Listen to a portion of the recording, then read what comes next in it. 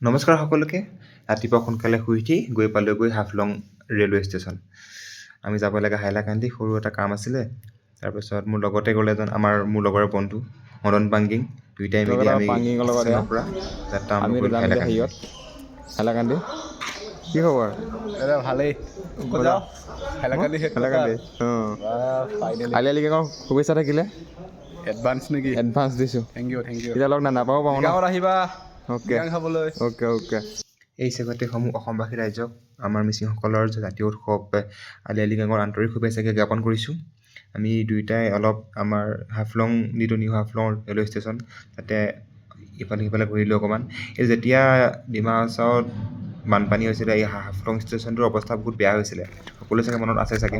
ইয়াত দেখিছেনে শ্বহীদসকলক সোঁৱৰণ কৰি পেলাই গোৰ্খা ৰাইফলছ। ষ্টেচনতে আছাম ৰাইফল আৰু আছাম ৰেজিমেণ্ট আৰু গোৰ্খা ৰেজিমেণ্টৰ হয় এটা স্মৃতিসৌধ বনাই থৈছে।